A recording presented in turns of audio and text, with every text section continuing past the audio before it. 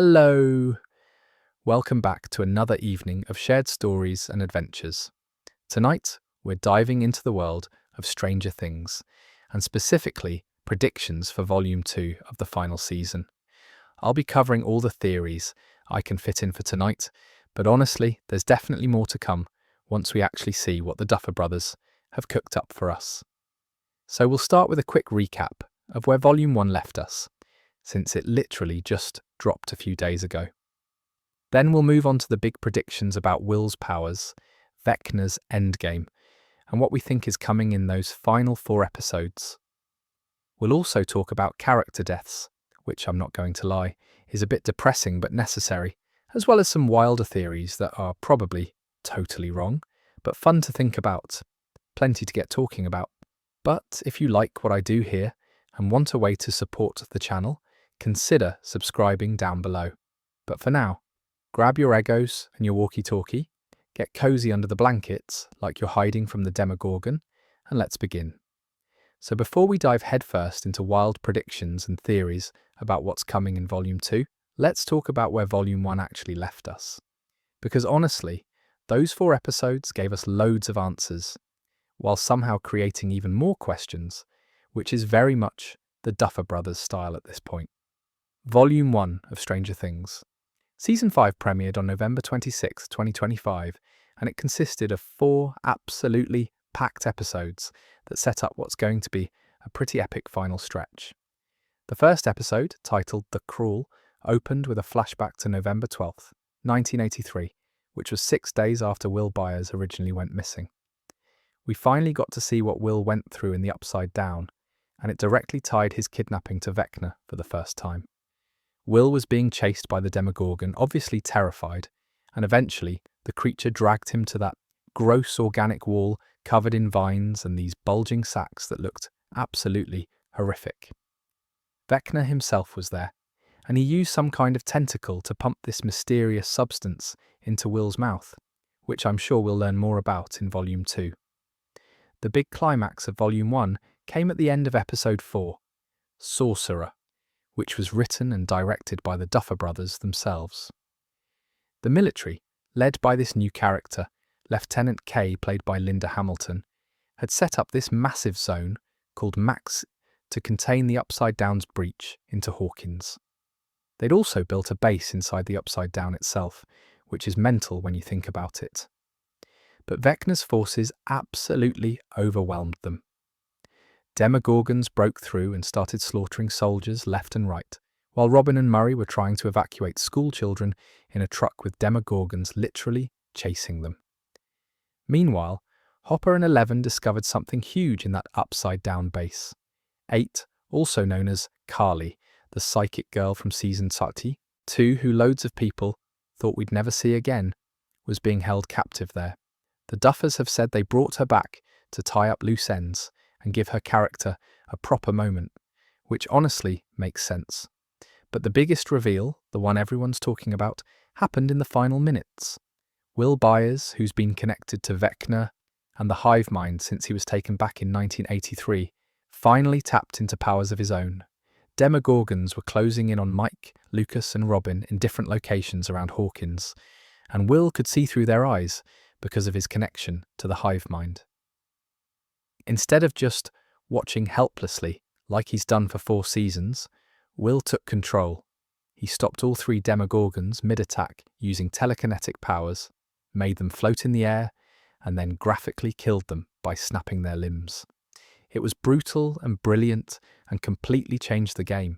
The episode ended with Will wiping a nosebleed from his nose, exactly like 11 does when she uses her powers, and staring off into the distance with this look of determination we've never really seen from him before. Absolutely massive. We also learned that Vecna needs 12 children between the ages of 9 and 11 to complete his plan to reshape the world. He's been appearing to kids as Mr. What's-It, this friendly figure who lures them in, and he successfully kidnapped Holly Wheeler, Nancy and Mike's little sister.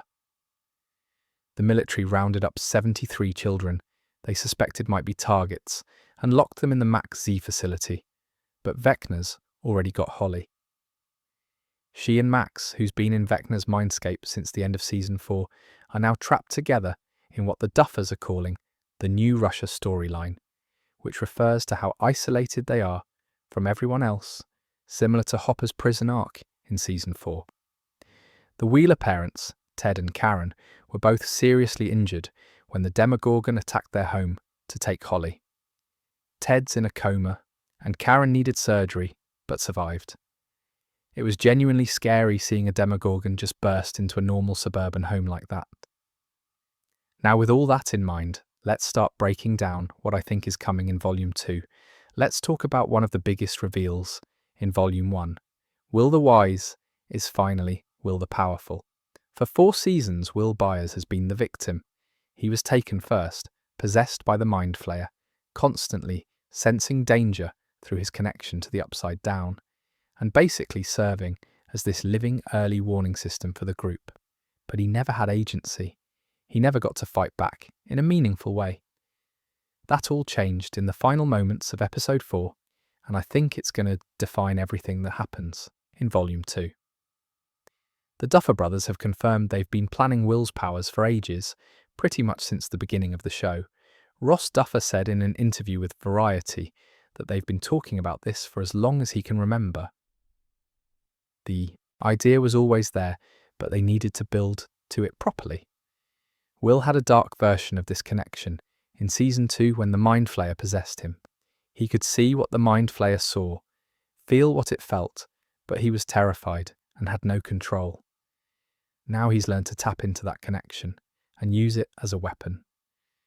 What's really interesting is how Will's powers are fundamentally different from Eleven's. 11 is all about raw psychic force.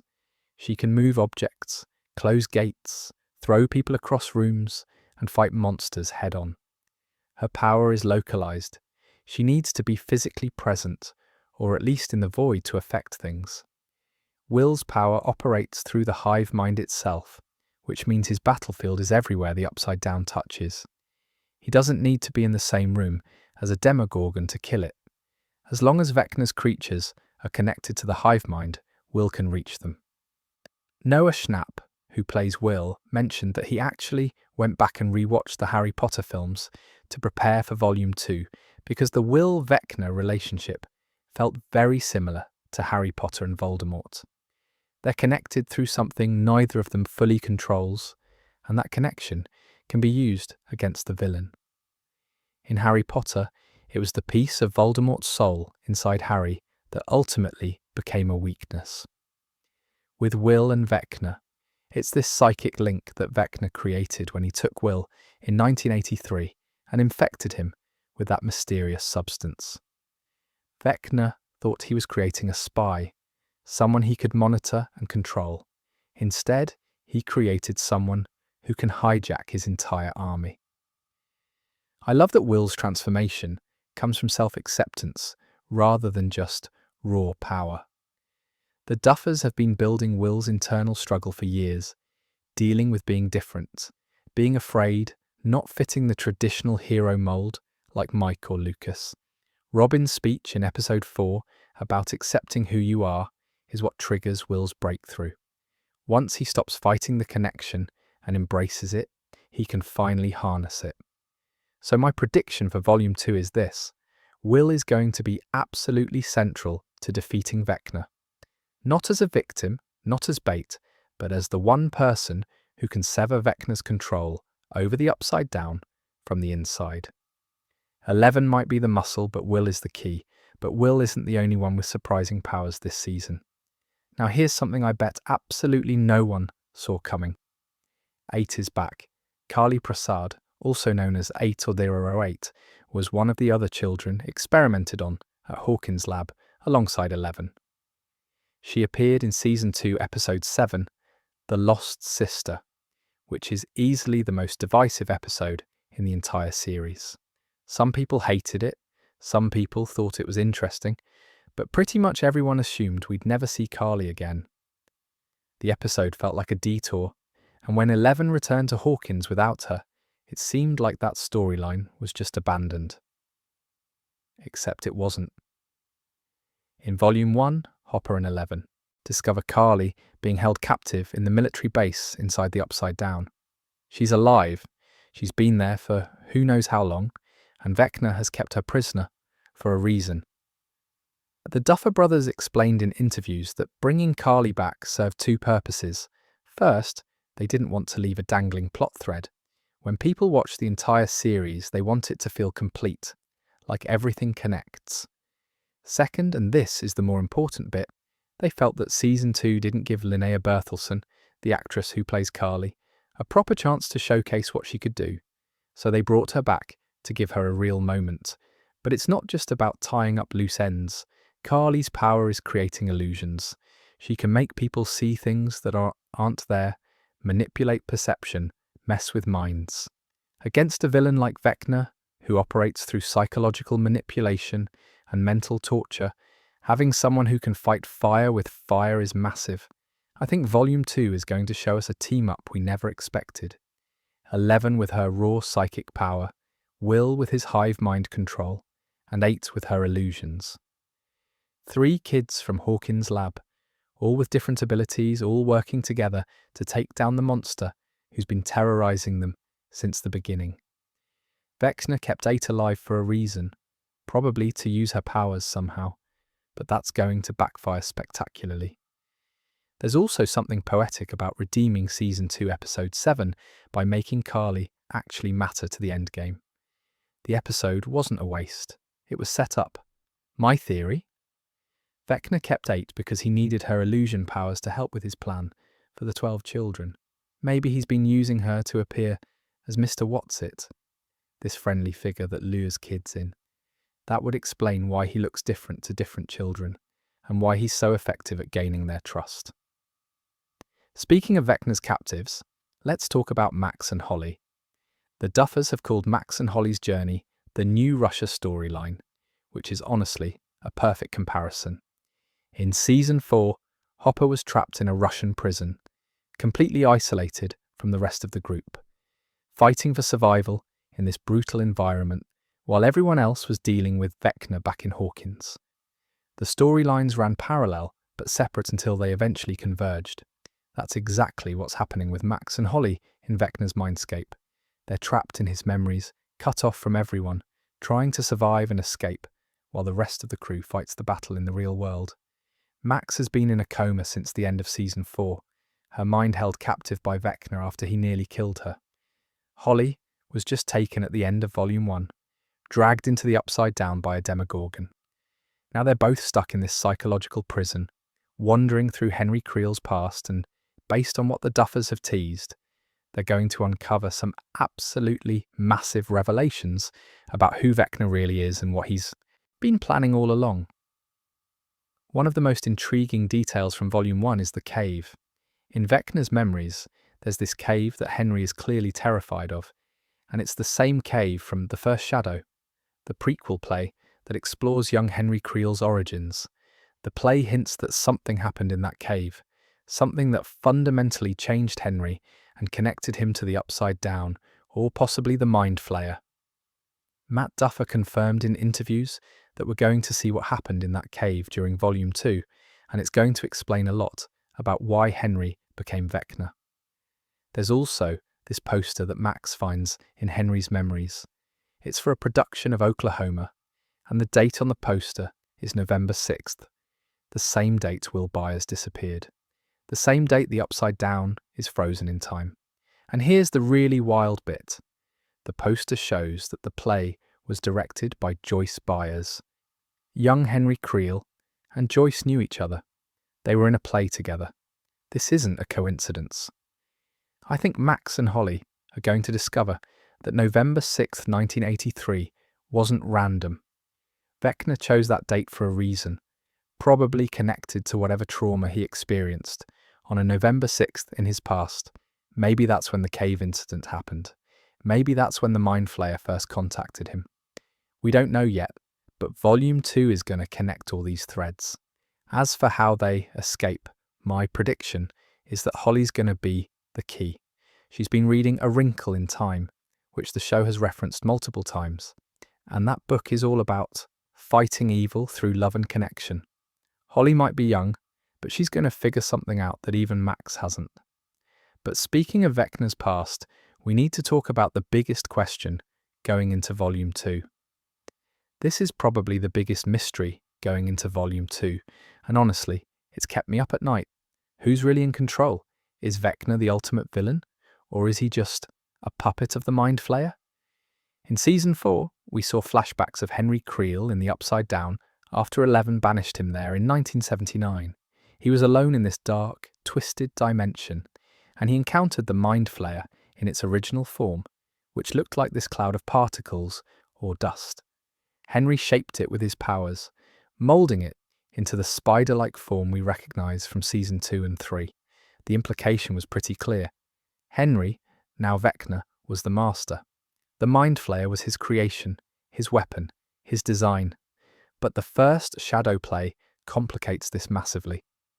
The play, which is considered canon according to the Duffers, explores young Henry Creel's childhood and how he first developed his powers. And it strongly suggests that the Mind Flayer was already influencing Henry before he ever went to the Upside Down. The Mind Flayer might have been the one who corrupted Henry in the first place, turning him into the monster he became. Which means when Henry shaped the Mind Flayer in the Upside Down, he wasn't creating it, he was reuniting with it. This completely changes the power dynamic. If the Mind Flayer is the true evil, the ancient cosmic horror that's been manipulating events from the beginning, then Vecna is just the latest in a long line of vessels. He's powerful, absolutely, but he's not the source. Killing Vecna wouldn't end the threat, because the Mind Flayer would just find another host, another Henry Creel, to corrupt and use. Matt Duffer has basically confirmed this is going to be addressed in the finale. When asked about it in interviews, he said the question of who the real evil is will be answered in the final episode, and that he can't talk about it yet. That's a pretty strong hint that there's going to be a massive reveal, probably in the last moments of the series. From a storytelling perspective, it makes sense. The Mind Flayer has been this looming presence since Season 2, this incomprehensible alien intelligence that operates on a scale beyond human understanding. Vecna, for all his power, is still fundamentally human. He has emotions, grudges, a personal vendetta against Eleven and Hawkins. The Mind Flayer doesn't care about any of that. It just wants to consume and spread. My theory is this.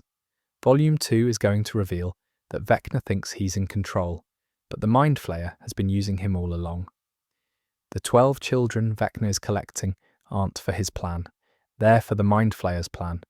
And when Vecna realizes he's been manipulated, that he's just another victim of this cosmic horror, there might be a moment where he actually helps our heroes.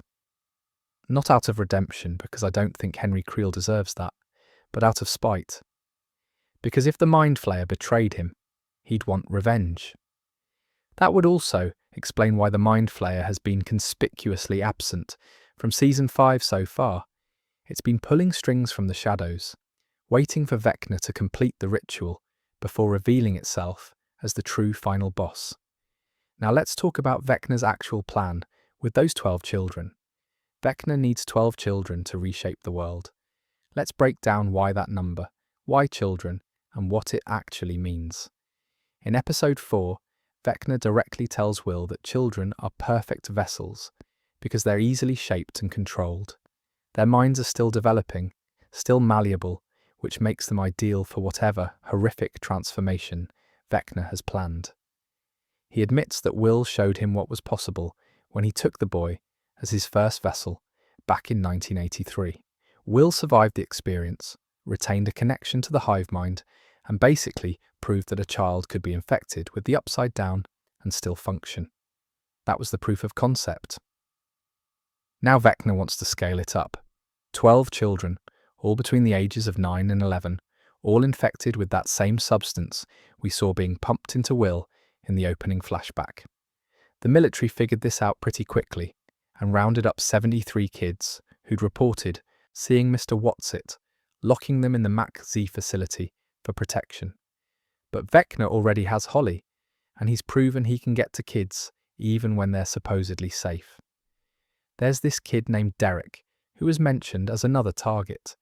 He's the opposite of Holly in personality, apparently annoying and combative where Holly's sweet and sunny, but Vecna chose them both, which suggests it's not about personality at all. It's about something else, something specific to certain children that makes them suitable vessels. My theory is that it's connected to psychic potential. 11, Carly, and the other Hawkins lab kids all had natural abilities that Brenner then amplified through experiments. What if there are loads more children out there with latent psychic abilities who were never identified or experimented on? Vecna might be able to sense them. Holly Wheeler could have dormant powers. Derek could too. Will definitely had something, which is why the Demogorgon specifically targeted him instead of any other kid in Hawkins that night. If Vecna collects 12 psychically gifted children and corrupt them with upside-down infection, he could create his own version of Hawkins' lab. 12 superpowered vessels, all under his control, all capable of opening gates or manipulating reality or whatever nightmare scenario he has planned. He called it reshaping the world, which probably means breaking down the barrier between dimensions entirely. Not just gates, but a full merger. The upside down consuming everything. The number 12 is also interesting. In lots of mystical and religious traditions, 12 is a significant number. 12 apostles, 12 tribes, 12 zodiac signs. It's a number associated with completeness and cosmic order. Vecna might need exactly 12 for some kind of ritual or transformation that creates a permanent bridge between worlds. The really chilling bit is that the military strategy of locking up 73 children is probably exactly what Vecna wants. He's got them all in one place now, easy to access once he breaches the facility. It's like he herded them into a pen. There's a date that keeps coming up again and again in Stranger Things, and I don't think it's a coincidence. November 6, 1983. That's the day Will Byers disappeared. It's also the day the Upside Down is frozen in time, which Nancy discovered back in Season 4 when she found her diary in the Upside Down version of her bedroom and realised all the entries stopped on that exact date. The entire dimension, this twisted mirror of Hawkins, is stuck on November 6th, 1983. Everything that happened after that day in the real world never manifested in the Upside Down. It's like a snapshot, a moment captured and preserved forever. For ages, fans have theorised about why. Some think Will created the Upside Down, accidentally, when he was taken, his desperate desire to go home, somehow manifesting this dark reflection of Hawkins. Others think it's because that's when 11 first made contact with the Demogorgon in the void during her experiment at Hawkins' lab, and that psychic connection created the snapshot. The show has never explicitly confirmed either theory, but Volume 2 is going to give us answers. Here's where it gets really interesting. The Oklahoma poster that Max finds in Vecna's memories, the one showing young Henry Creel in a play directed by Joyce Byers, also has November 6th on it. Not November 6th, 1983, obviously, because Henry would have been a kid decades earlier, but November 6th of some other year, which suggests this date has been significant to Henry for most of his life. Something happened to Henry on a November 6th. Something traumatic, probably connected to that cave he's so afraid of in his memories. Maybe that was the day the Mind Flayer first contacted him, or the day his powers fully manifested, or the day he killed his family. We don't know yet, but there's a pattern here. November 6th isn't random for Vecna. It's personal. So when he took Will on November 6, 1983, he was recreating his own trauma. And when the Upside Down froze on that date, it wasn't because of Will or 11. It was because Vecna wanted it that way. He's been building towards something that requires November 6 specifically, this date that haunts him, and freezing the Upside Down on that day was part of the plan. My prediction is that Volume 2 will reveal. November 6th is when the barrier between dimensions is thinnest for some cosmic reason, or when Vecna's powers are strongest, or when some kind of ritual can be performed. The 12 children, the reshaping of the world, all of it is building to another November 6th. Maybe the finale takes place on that date. Now, speaking of the Upside Down itself, Ross Duffer has promised we're finally going to understand what it actually is. Ross Duffer promised that pretty early on in Volume 2, we'll finally understand what the Upside Down actually is. After 5 seasons of speculation, we're getting answers. For years, the biggest questions have been, what is this place? Where did it come from? And why does it exist? We know it's a dark mirror dimension connected to Hawkins. We know it's hostile and filled with creatures that want to kill us. We know it's frozen on November 6, 1983, but what we don't know is the fundamental nature of it. Is it a parallel universe that always existed? Is it something that was created? Is it alive? The first Shadow play introduced something called Dimension X, which appears to be the original realm where the Mind Flayer and the Demogorgons come from. It's described as this primordial dimension of darkness and particles, nothing like the structured mirror Hawkins of the Upside Down. The implication is that Dimension X and the Upside Down are 2 different places, or maybe 2 different states of the same place. Here's where the theories get interesting. One possibility is that the Upside Down didn't exist until someone created it. When Eleven made psychic contact with the Demogorgon in 1983, she might have accidentally created this snapshot dimension by pulling Dimension X through into our reality and imprinting Hawkins onto it. Her psychic energy combined with the Demogorgon's otherness could have generated this hybrid space, a bridge dimension that's part our world and part theirs. That would explain why it looks like Hawkins, but corrupted, why it's frozen on the day the gate opened, and why it's so unstable. Another theory, which I think is super plausible, is that Vecna created it deliberately when Eleven banished him in 1979. He spent years alone in Dimension X, and he used his powers to shape it into a weapon. He moulded the particles into the Mind Flayer, and he created the Upside Down as a staging ground for his invasion. The reason it's frozen on November 6, 1983, isn't because that's when it was created, but because that's when Vecna decided to lock it in place. He needed a template, a map of Hawkins to use for his plans, and Will's kidnapping gave him the perfect opportunity to establish it. A third option is that the Upside Down is something older, something that's always existed as a sort of psychic waste dimension where dark thoughts and fears accumulate. Every gate that's ever been opened has leaked human consciousness into this place, corrupting it over centuries until it became what we see now. My guess is a combination. Dimension X is the original realm, ancient and alien. The Upside Down is what happens when human psychic energy collides with Dimension X, creating this bastardized mirror dimension.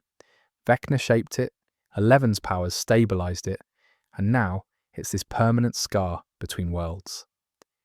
Understanding this is crucial, because if our heroes know how it was made, they can figure out how to unmake it.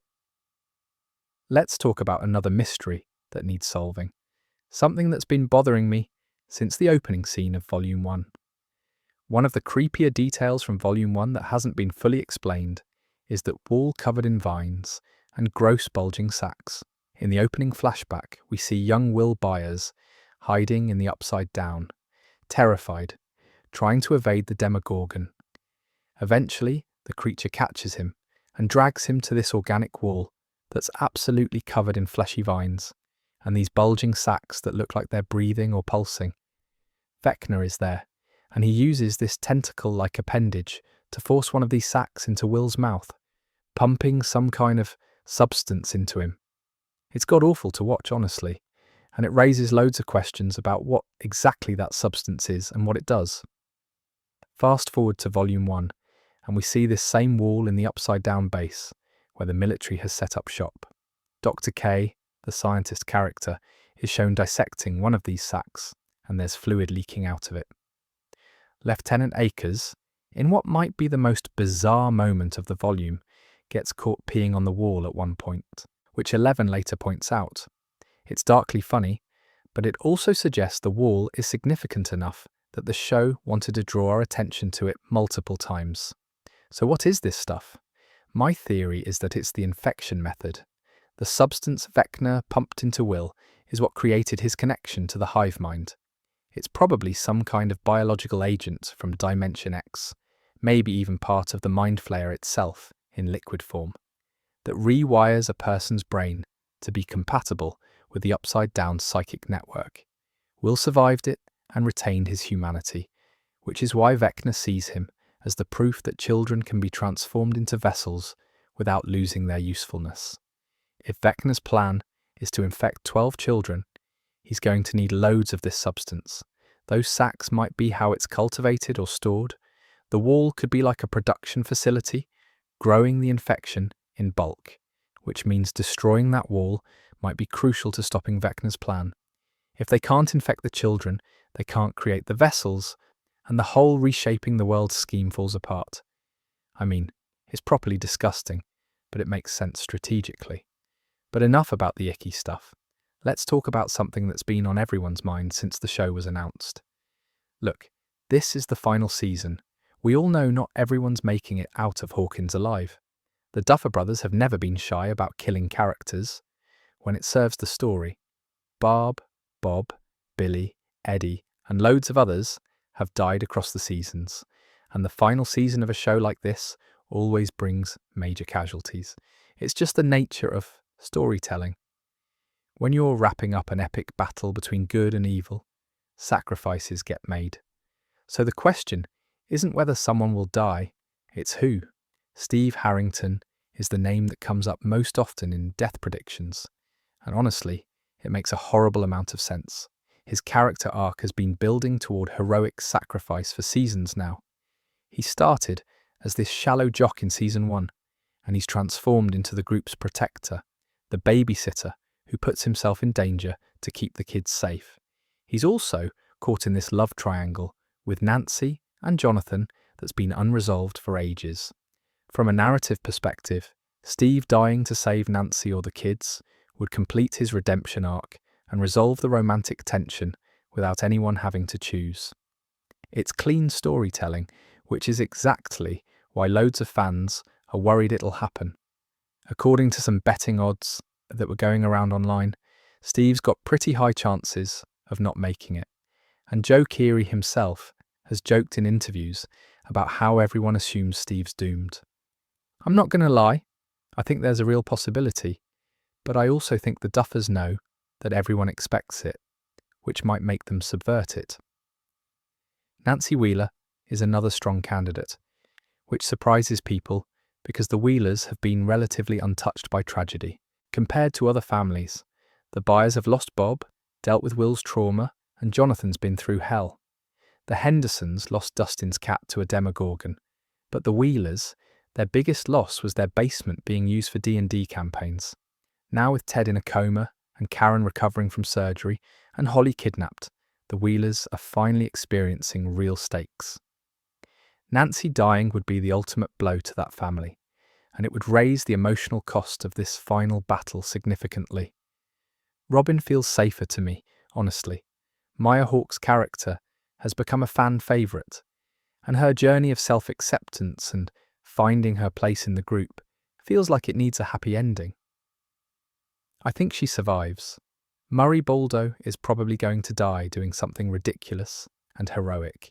He's got major sacrifice energy, and Brett Gelman's character has always been the chaotic wild card who'd absolutely throw himself into danger to protect the kids or to make up for past mistakes. His death would hurt, but wouldn't devastate the core group dynamic. The Wheeler parents are in serious danger. Ted's already in a coma from Volume 1, and Karen was badly injured. One or both of them might not make it, which would be absolutely tragic, but would also complete Holly's character arc from innocent child to someone who understands real loss.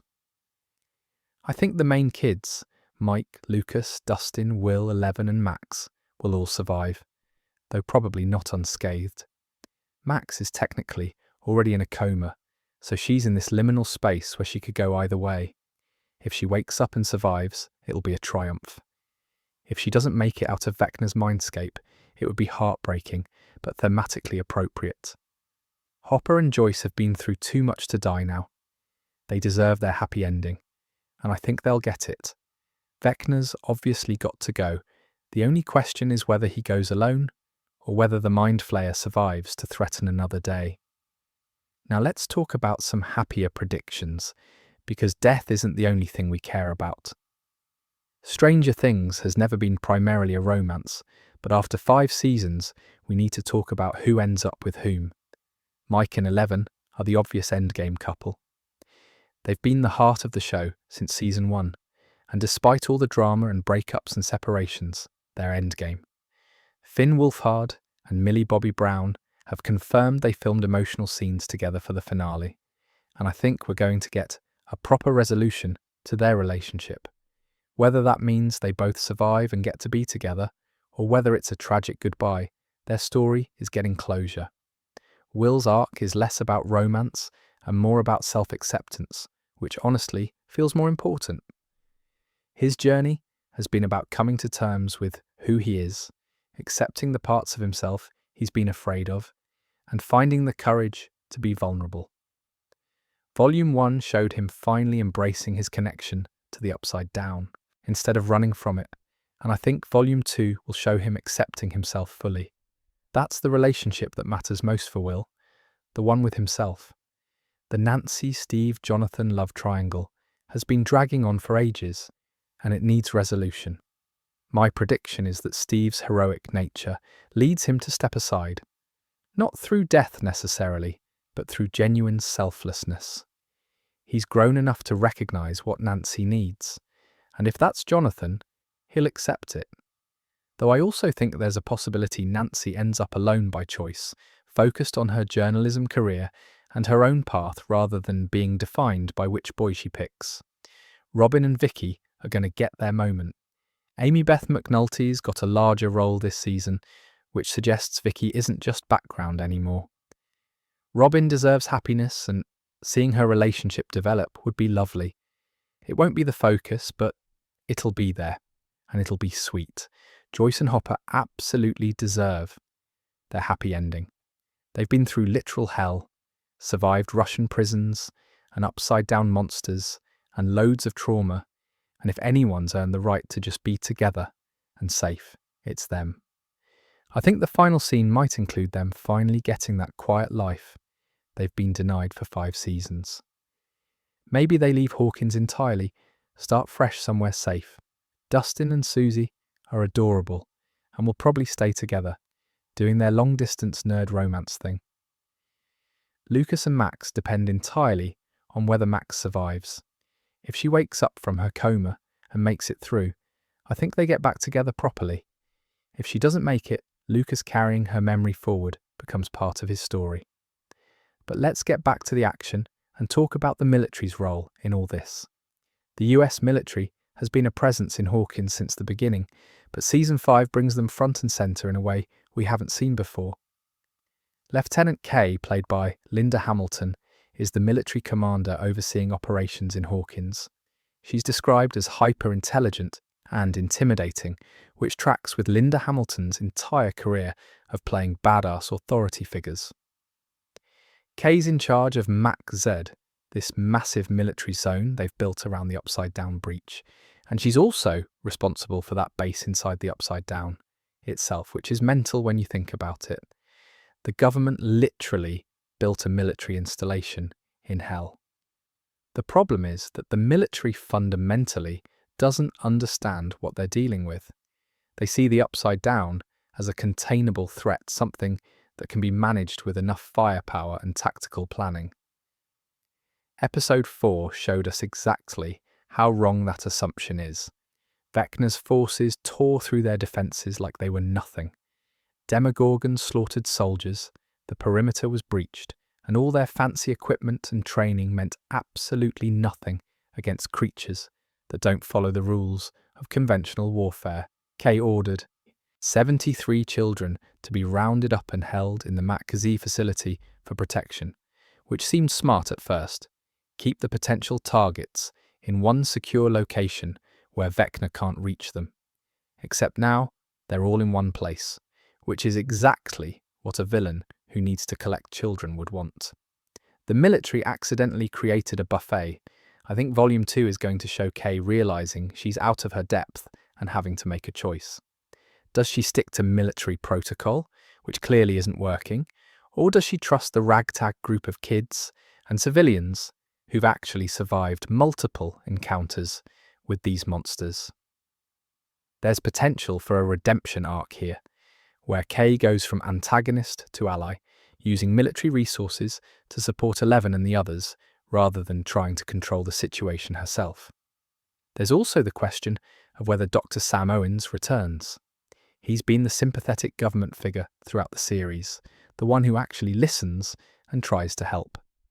If anyone's going to broker an alliance between the military and our heroes, it's him. His absence from Volume 1 was noticeable, which suggests he might show up in Volume 2 at a crucial moment. The military's role in the final battle will probably be providing support, holding the line against demogorgons and other creatures, while the kids deal with Vecna directly. They can't win this fight, but they can buy time. Speaking of battles, let's talk about how this whole thing actually ends. The Duffers have described Season 5 as 8 movies, and you know the final one is going to be absolutely epic in scale. Sean Levy, who directed 2 episodes this season, compared the sets and production value to what he used for Deadpool and Wolverine. He said the scope was no less ambitious than a Marvel film, which is saying something. We're not talking about a small-scale confrontation in the Creel house or a quick gate-closing ceremony. This is going to be a full-blown war between dimensions, and it's going to be massive. Here's how I think it plays out. Hawkins is going to be under full invasion. The gates are open, the barriers between worlds are collapsing, and demogorgons, demobats, and whatever other horrors Vecna's got in his arsenal are flooding into the town. The military's fighting on the ground, civilians are evacuating or hiding, and it's absolute chaos. Imagine the scale of the Season 3 battle at Starcourt Mall, but multiplied by 100 and spread across the entire town. Will is going to be the key to the whole thing. His connection to the hive mind means he can sense where Vecna is, where the creatures are, and potentially disrupt their coordination. I think there's going to be a moment where Will fully embraces his role as the sorcerer, the one who can control the Upside Down's forces, and he turns Vecna's army against him. Demogorgons stopping mid-attack, refusing to follow orders, maybe even turning on each other. It would be poetic justice for Will to use the very thing that victimized him as the weapon that saves everyone. 11 is obviously going to have a massive confrontation with Vecna. They've been building toward this since Season 1, when she first made contact with the Demogorgon. She's the one who accidentally opened the gate, she's the one who sent Henry to the Upside Down, and she's the one with the raw power to fight him head-on. But I don't think she can win alone. Vecna's too strong now, too embedded in the Upside Down itself. She'll need help. That's where 8 comes in. Carly's illusion powers could be crucial in a psychic battle. If Vecna operates through fear and manipulation, someone who can create convincing illusions could really mess with him. Imagine 8 making Vecna see his worst fears, his failures, or even trapping him in a false reality while 11 strikes. The two of them working together, the way they should have in Season 2, finally getting their moment. The military holds the line against the physical threats. Hopper, Joyce, Murray, and probably Steve are fighting alongside soldiers, protecting civilians, keeping demogorgons away from the kids who are handling the psychic warfare. This is where heroic sacrifices happen, where someone probably doesn't make it out. Max and Holly escape Vecna's mindscape, probably by discovering something in his memories that weakens him or reveals a crucial vulnerability. They return to the real world at the perfect moment with information that changes everything. The gate gets closed, but not easily. It's going to require an enormous amount of power, possibly more than 11 has. Maybe it requires Will and 11 working together, or all 3 of the Hawkins lab kids combining their abilities. Maybe it requires a sacrifice, but what about after the battle? That's what really matters. The Duffers have said they want to stick the landing, And I think that means bittersweet, not purely happy. Stranger Things has never been a show that goes for easy victories or clean resolutions. Bob Newby died saving everyone. Billy got a redemption arc, but still died. Eddie sacrificed himself. Even the wins come with losses, and the final season should reflect that. A completely happy ending, where everyone survives and Hawkins goes back to normal, would feel cheap after everything we've been through. But a grimdark ending where everyone dies would betray the heart of the show, so bittersweet is the sweet spot. I think Will and potentially 11 end up trapped in the Upside Down, permanently. Not as prisoners, but as guardians. Someone needs to stay behind to make sure the gates stay closed, to monitor the dimension and prevent it from ever breaking through again. Will's connection to the Upside Down makes him the perfect candidate.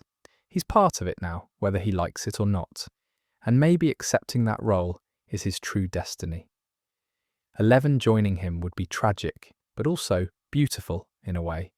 They'd have each other, and they'd be protecting everyone they love. It mirrors the original ending of Season 1, which the Duffers have said was meant to be 11's sacrifice before they got renewed. She disappeared into the void to save everyone, and the implication was that she was gone for good. Bringing that theme back for the actual ending would create this full circle moment that honours where the show started. Hawkins itself will be forever changed. Even if the gates close and the invasion is stopped, the town has been through too much. There will be scars, literal and metaphorical. Buildings destroyed, lives lost, trauma that can't be erased. Some people will leave, some will stay and rebuild. It won't be the same sleepy Indiana town it was in 1983, and that's the point. You can't go through something like this and remain unchanged. I think we'll get a time jump at the end, maybe a few years forward. We'll see where everyone ended up. Mike might be in college, still writing letters to 11, even though he knows she can't respond. Dustin and Lucas could be starting their adult lives, carrying the weight of what they experienced, but moving forward. Nancy's probably a journalist, telling stories that matter because she lived through the biggest story of all. Joyce and Hopper might have that quiet life they deserved, far away from Hawkins but never forgetting. The final shot, and I'm pretty confident about this, will mirror the first shot of the series. We started with kids playing D&D in Mike's basement. We'll end with someone, maybe Mike's future kid or a new generation, sitting down to play D&D. Life continues. The game goes on. Stories get passed down. It's a bit tragic when you think about it, but also hopeful in a way. Now let's talk about some wilder theories that are probably completely wrong, but fun to think about. Okay, so these predictions are probably wrong, but they're fun to think about. First up, Eddie Munson as Kaz the Bloody-Handed. This theory has been floating around since Eddie died at the end of Season 4, and it's based on Dungeons and Dragons lore. In D&D, Cass was Vecna's lieutenant, who eventually betrayed him using Vecna's own sword. Cass becomes a vampire, which is where the theory gets interesting because Eddie died from Demobat bites.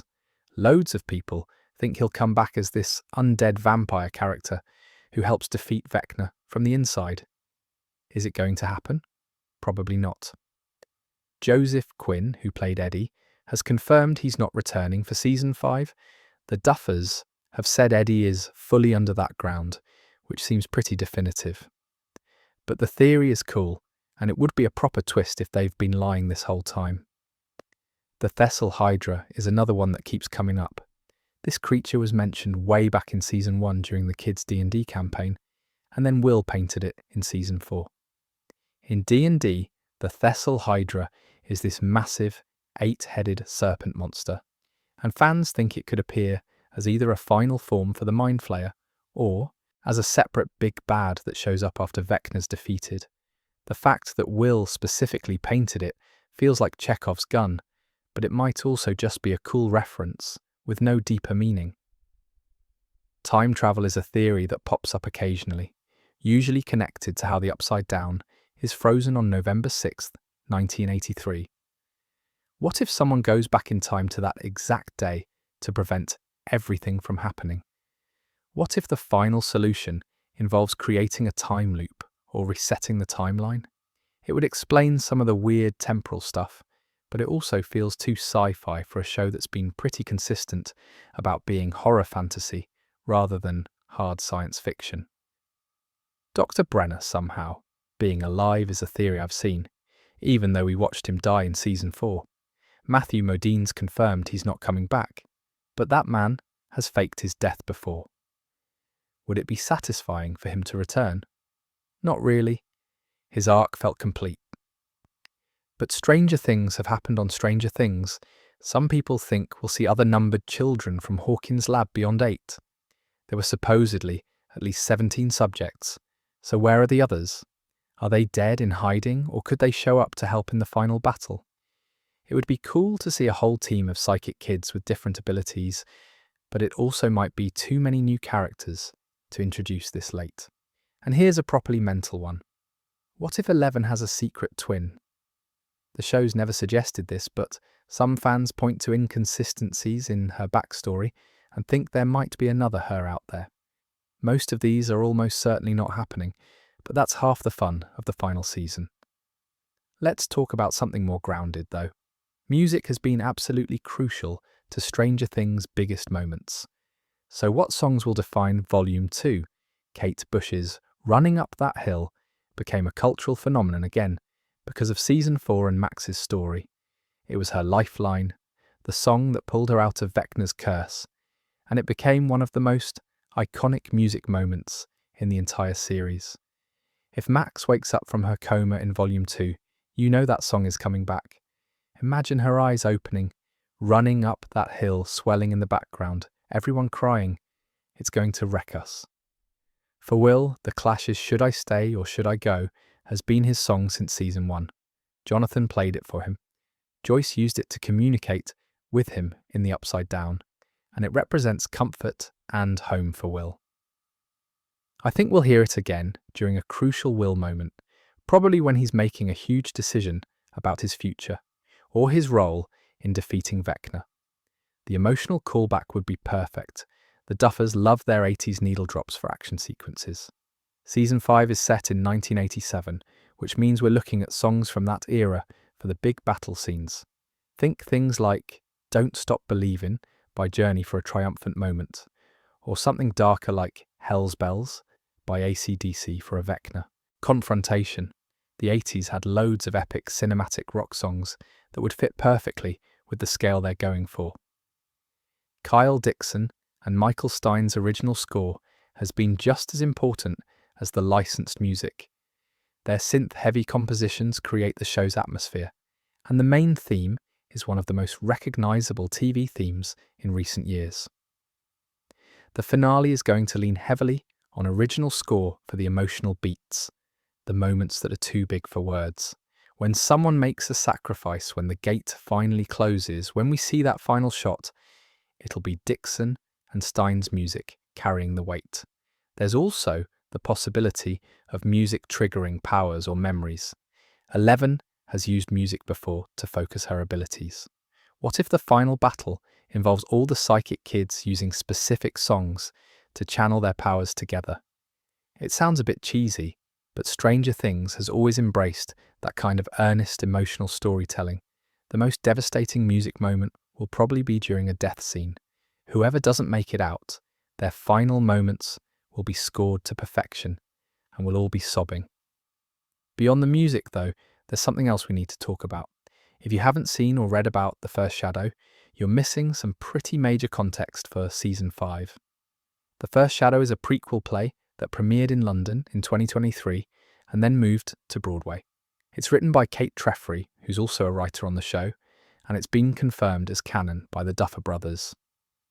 The play focuses on young Henry Creel in 1959, exploring how he developed his powers and what led him to become the monster we know as Vecna. It's basically Henry's origin story, and loads of what happens in it directly connects to Season 5. The biggest connection is the cave. In the play, there's this cave in the woods near Hawkins that Henry is absolutely terrified of. Something happened to him in that cave, something that fundamentally changed him and connected him to whatever dark force would eventually turn him into Vecna. We see this same cave appear in Volume 1 when Max is wandering through Vecna's memories. He's still afraid of it decades later, which tells you how traumatic whatever happened there must have been. Matt and Ross Duffer have confirmed in interviews that the cave revelation is coming in Volume 2.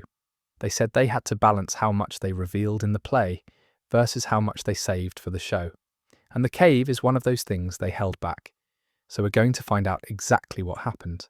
And it's going to explain a lot about why Henry became Vecna and how the Mind Flayer fits into everything.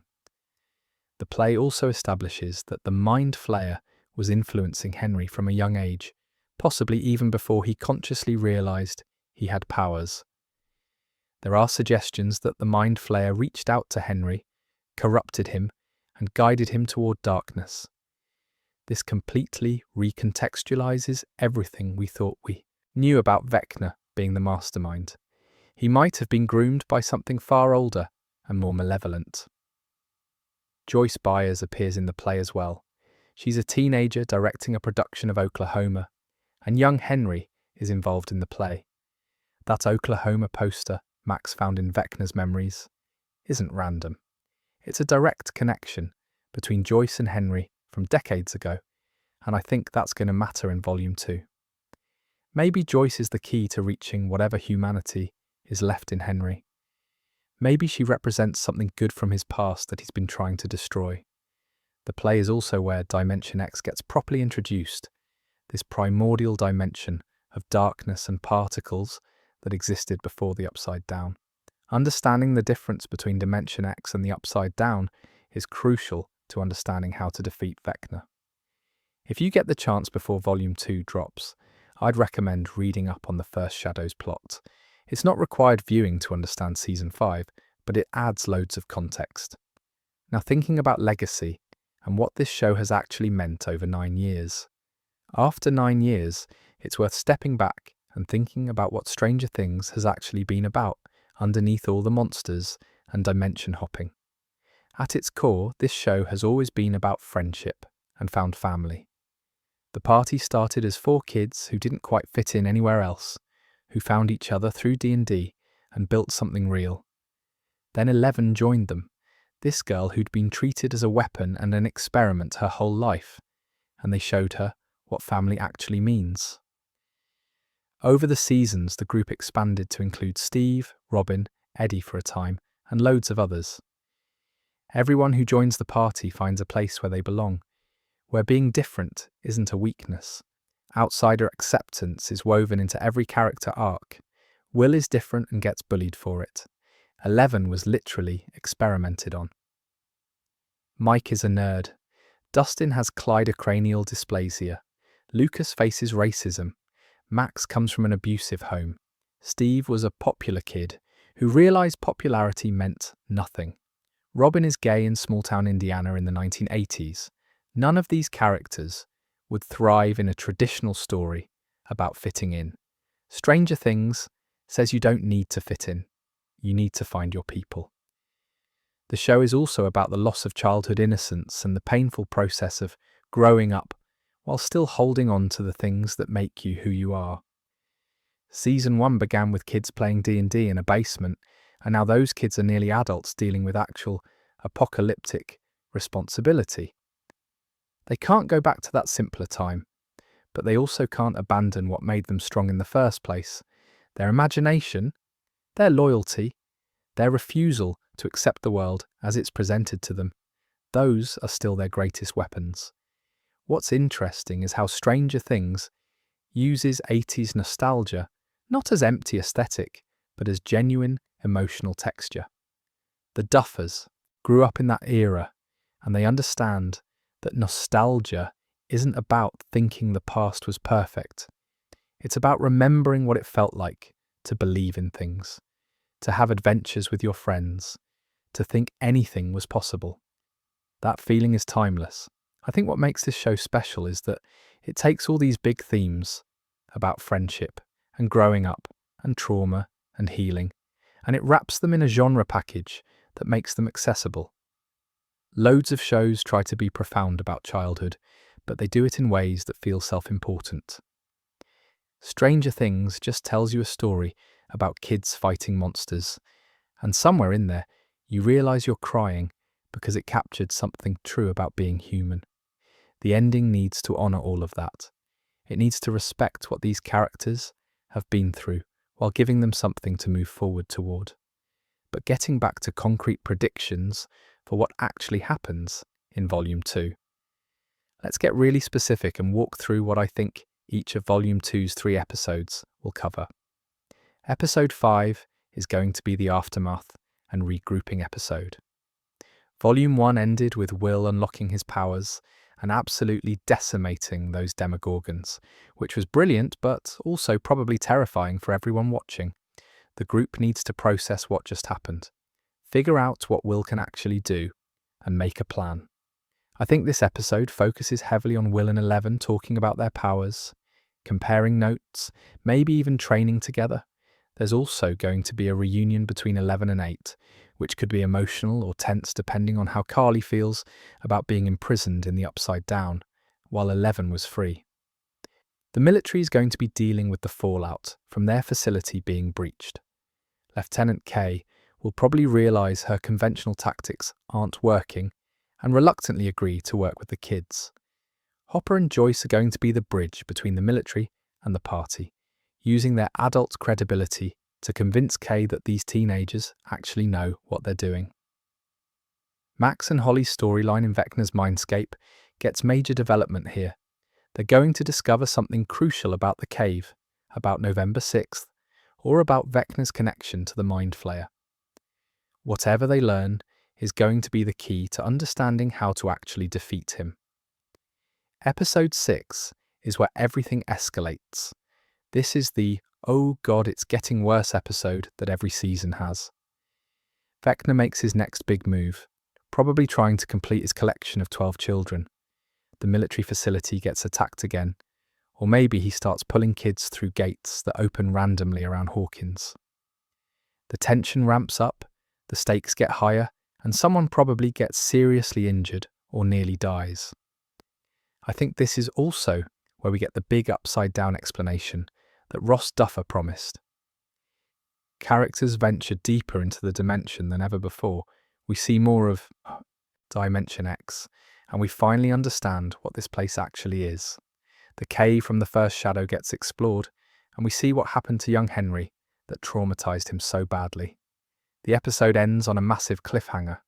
Either Vecna succeeds in collecting enough children to start his ritual, or the Mind Flayer reveals itself as the true threat, or one of our main characters gets captured. Something that makes waiting for the finale absolutely unbearable. Episode 7 is the setup episode for the finale. The group comes up with their final plan. Every character gets their moment to prepare and say what might be their last words to each other, and we build toward the ultimate confrontation. There will be loads of emotional character beats here, relationships getting resolved, people making peace with what they might have to sacrifice. Max and Holly escape the mindscape and return with the information everyone needs. Will fully accepts his role as the one who can control the hive mind. 11 prepares for what might be her final battle. The episode ends with everyone in position, the plan in motion, and then we cut to black right before the finale. And then there's the finale itself, which deserves its own discussion. The series finale drops on New Year's Eve, and it's getting a theatrical release. This is going to be massive. Netflix is actually showing the finale in select theatres, which they've only done for a handful of their biggest properties. The Duffers directed both the first and last episodes of the season, which is their tradition, and they've described this finale as essentially a feature film. We're probably looking at a runtime of at least 2 hours, maybe longer. Maya Hawke mentioned that Season 5 is basically 8 movies, and the finale is going to be the longest one. I think the episode opens with a cold open showing the full scale of what's at stake. Maybe we see other towns or cities starting to experience upside-down breaches, showing that Hawkins is just the beginning. Or maybe we open in the Upside Down itself, seeing Vecna preparing his ritual with the 12 children. Something that immediately establishes the scope, and makes it clear this is the end game. The main battle is going to be split across multiple locations. Part of the group is fighting in Hawkins, holding off the invasion of creatures.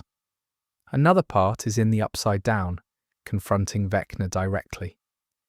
The military is probably providing support but taking heavy casualties. It's going to be properly chaotic, intercutting between different fights, different character groups, all building to a climax. Will is going to be the one who ultimately weakens Vecna. His control over the hive mind means he can cut off Vecna's connection to his army, maybe even sever his connection to the Mind Flayer temporarily. That creates an opening for 11 to strike. But I don't think 11 can destroy Vecna alone. She's going to need help from 8, maybe from the other children. Vecna collected, if they can be freed from his control. It's going to take combined psychic power to actually kill him.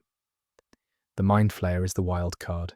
If it reveals itself as the true villain, then destroying Vecna might not be enough. Someone might have to stay behind in the Upside Down to keep the Mind Flayer contained, which is where my theory about Will and 11 becoming permanent guardians comes in. The gates close, but it requires sacrifice. Either someone dies to make it happen, or someone has to stay on the other side. The Upside Down doesn't just disappear, it gets sealed away, locked behind barriers that need to be maintained. The final scene, after all the action is done, is going to be quiet. We'll see what's left of Hawkins, who survived, and where everyone ends up. There might be a time jump showing us years later, and that last shot is going to mirror something from the beginning of the series, bringing it full circle. Of course, there's also what comes after the show itself. We know an animated Stranger Things series is coming in 2026, so will the finale plant seeds for it? Netflix has confirmed that an animated Stranger Things show is in development, set to premiere sometime in 2026. The Duffer Brothers are involved as producers, but it's going to be a separate story, not just a retelling of the main series in animated form.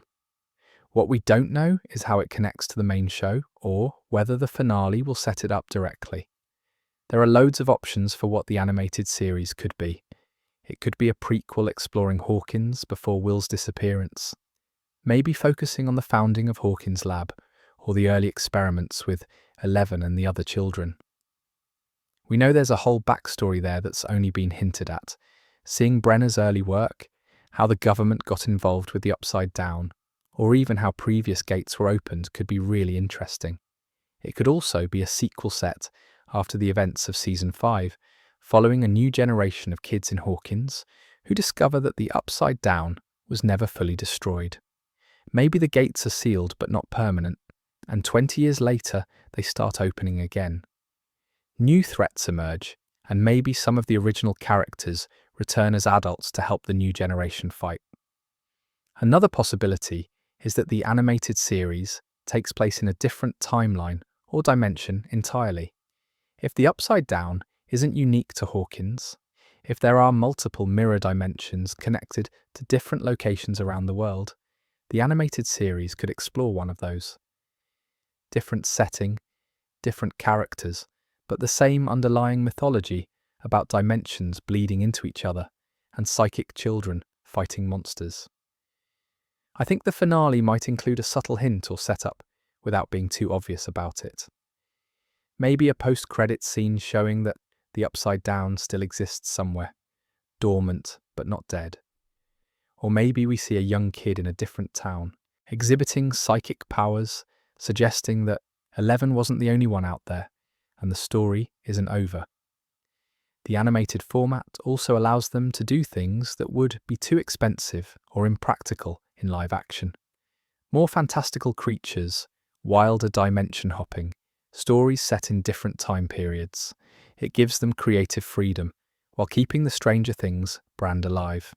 Honestly, as long as it's good and respects what made the original series special, I'm interested. But for now, let's talk about some smaller details to watch for. The Duffers love layering in references and callbacks, so here's what I'll be watching for in Volume 2. D&D is going to come back in a big way. The show started with the kids playing Dungeons and Dragons in Mike's basement, and loads of the mythology has been filtered through D&D concepts. Will the Wise, Vecna, the Mind Flayer, all of these are D&D references. I think we're going to see the kids play one final campaign, either at the beginning of an episode as a strategic planning session where they use the game to work through their actual battle plan, or at the very end as a symbol that they've survived and life continues. Maybe both. Season 1 callbacks are going to be everywhere, because the Duffers have said this season is meant to bring things full circle. Will singing "Should I Stay or Should I Go" in the Upside Down, which we already got in the opening flashback. References to Castle Byers, Will's makeshift fort, the Christmas lights communication system that Joyce used, Eleven's blonde wig from when she was disguised as a normal kid, small visual and dialogue callbacks that reward people who've been paying attention since the beginning. The show loves its 80s movie references, and Volume 2 will continue that tradition. Previous seasons have homaged everything from E.T. to The Goonies to Alien to The Thing. I'm expecting references to more 80s classics, probably whatever the Duffers were watching while writing. Maybe some Ghostbusters, given the whole fighting interdimensional threats vibe. Maybe some Star Wars, since they already did the Darth Vader entrance homage with Vecna in Episode 4. Props from earlier seasons returning would be brilliant. Bob Newby's old camcorder showing up, or Hopper's cabin being referenced, or even Barb getting a proper mention after all these years. The show's been good about not forgetting characters who died, and I think the finale will honour everyone we've lost along the way. Character catchphrases and running gags should get their moments too. Dustin's "She's our friend and she's crazy" about 11. Steve's terrible advice. Murray's conspiracy theories that turn out to be right. These little character beats that have defined the show. I'm also expecting visual parallels to earlier scenes. The shot of Will's bike abandoned in the woods from Season 1 might get mirrored with something else abandoned. The upside-down Byers House Christmas lights could return. The kids, standing in formation, ready to fight, which we've seen loads of times, will probably happen again, but with higher stakes. The most anticipated callback for me is anything related to the original ending of Season 1, where 11 was supposed to sacrifice herself and disappear. If the finale brings that theme back and actually commits to it this time, it would complete the arc they started 9 years ago. Now for some quick-fire predictions. All right, let's rapid-fire through a bunch of specific questions with yes or no answers. Will Steve die? I think no, actually. Everyone expects it, which makes me think the Duffers will subvert it. Steve might get badly injured, might have a near-death moment, but I think he survives. His arc is about being the protector, and sometimes protectors get to live with the burden of what they've protected, rather than dying heroically. Will 11 lose her powers again? Possibly yes, but permanently this time. If she uses everything she has to close the gates and destroy Vecna, burning out her abilities completely might be the sacrifice she makes. She gets to live, but she's just a normal girl afterward, which is honestly what she's always wanted. Will the Upside Down be destroyed? No. Sealed, contained, locked away, but not destroyed. You can't destroy a dimension. It'll always be there, dormant, waiting. That's the bittersweet reality. Will we see Eddie mentioned? Yes, absolutely. Dustin's still grieving, and there will be at least one moment where Eddie's sacrifice gets acknowledged. Maybe someone wears his Hellfire Club shirt. Maybe Dustin plays his guitar. Something. Will Hopper and Joyce marry? I think yes, probably in the time jump if there is one. They've earned their happy ending, and I can see the finale showing them settled somewhere safe, finally together properly. Will there be a time jump? Yes. The final scene will probably jump forward a few years to show us where everyone ended up. It's a classic ending structure, and it works. Will Max wake up? Yes, but probably not until late in Volume 2, maybe even the finale. Her waking up will be a triumphant moment, probably set to running up that hill, and it'll wreck us emotionally. Will Vecna be the final boss, or will it be the Mind Flayer? Mind Flayer. I think Vecna gets defeated in Episode 7 or early in the finale, and then the real threat reveals itself. The Mind Flayer has been conspicuously absent and that absence is suspicious. Will anyone stay behind in the upside down? Yes. Will possibly with 11? Someone has to guard the gates from the inside, and Will's connection makes him the obvious choice. Will Hawkins survive as a town? Physically, yes, but it'll be changed forever. Loads of people will leave. The town will be scarred. It won't be the same place it was. I could be wrong about all of these, which is part of the fun. Before we wrap up, I want to talk about why we've all been so invested in this show. I've been watching Stranger Things since 2016, and it's meant a lot to loads of us for reasons that go beyond just being a good sci-fi horror show. There's the nostalgia factor, obviously, the 80s aesthetic, the synthesizer soundtrack, the references to classic films, and Stephen King novels. But what makes Stranger Things special is that it never relies on nostalgia as a crutch. The show uses that aesthetic to create emotional texture, not to make you go, "Oh, I remember that thing." It captures what it felt like to be a kid in that era, or any era really, when summers felt endless and your friends were your entire world. I think what keeps me coming back is the characters. We've watched these kids grow up over 9 years. Finn Wolfhard, Millie Bobby Brown, Noah Schnapp, Gaten Matarazzo, Caleb McLaughlin. They were actual children when this started, and now they're adults. Their performances have matured alongside their characters, and there's something really special about that kind of long-form storytelling. We've grown up with them in a way. The escapism value is huge too. Life is stressful and complicated, and there's something comforting about a story where the threats are literal monsters you can fight rather than the abstract anxieties of modern existence. The problems in Stranger Things are big and scary, but they're also solvable through friendship, bravery, and working together. That's not naive storytelling, it's hopeful storytelling, which we need. The community experience around this show has been brilliant. Loads of shows have fandoms, but Stranger Things has created this shared cultural moment where people genuinely care about these characters and invest in theories and get emotional together.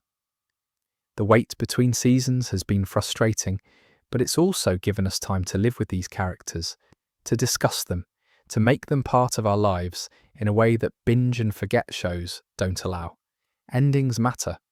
How a story concludes determines how we remember the entire journey, and that's why there's so much pressure on Volume 2 and the finale. We've invested 9 years into this, and we want it to mean something. We want the Duffers to stick the landing, to honour what made us fall in love with this show in the first place. What I'll miss most is the anticipation. The feeling of waiting for the next season, theorising about what happens next, experiencing new episodes for the first time. Once it's over, it's over. We'll have the whole story, which is satisfying, but we'll never get to wonder about Stranger Things again. It's a bit emotional when you think about it, but that's okay. So with all that said, we've got about a month between now and Volume 2. We've got about a month between now and Volume 2, which honestly feels like forever. Volume 1 just dropped a few days ago, and Christmas feels properly far away when you're sitting here desperate to know what happens next. The Duffers know exactly what they're doing with this release strategy. They've split the season into 3 parts to maximise the anticipation and give us time to sit with each chunk of story. It's brilliant marketing, but it's also a bit torturous for those of us who just want to binge the whole thing in one night. The waiting is part of the experience, though. Loads of us will spend the next month rewatching Volume 1, picking apart every frame, looking for clues and Easter eggs we missed the first time.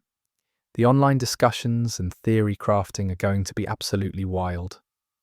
Reddit threads dissecting every line of dialogue, YouTube videos analysing the trailer for Volume 2 frame by frame, Twitter arguments about who's going to die. That's part of what makes this show special. I mean, the Duffer Brothers have said that most fan theories are wrong, but occasionally someone gets something right. The fun isn't necessarily in being correct, it's in the process of thinking through possibilities, sharing ideas with other fans, getting excited about potential storylines. Even if my predictions in this video are completely off base, I've enjoyed thinking about them. There's also the question of whether to re-watch the entire series before Volume 2 drops. Do you have time to get through all 4 previous seasons, plus Volume 1 again in a month? Probably not, unless you're very dedicated. But even just re-watching key episodes, the finales and the big character moments would help refresh your memory. The anticipation is valuable. Once Volume 2 drops, once the finale airs on New Year's Eve, that's it. The story's complete. We'll never get to wonder about Stranger Things again. So enjoy this month of theories and speculation and excitement. Out of everything I've talked about tonight, here's what I'm actually willing to bet on. Will Byers is absolutely going to be central to defeating Vecna. This isn't speculation anymore. It's confirmed by Volume 1. The entire season has been building toward Will reclaiming his agency and using the very thing that victimized him as his greatest weapon. Noah Schnapp's been talking about how important Will's arc is this season, and the Duffers have confirmed they've been planning his powers since the beginning. Will is the key. I'd bet money on it. We're definitely getting the upside-down explanation. Ross Duffer literally promised it's coming early in Volume 2. After 5 seasons of mystery, we're going to understand what that dimension actually is, where it came from, and how it connects to Dimension X and the Mind Flayer. This is happening. At least one major character is going to die. Probably more than one. The Duffers have never shied away from killing beloved characters when it serves the story.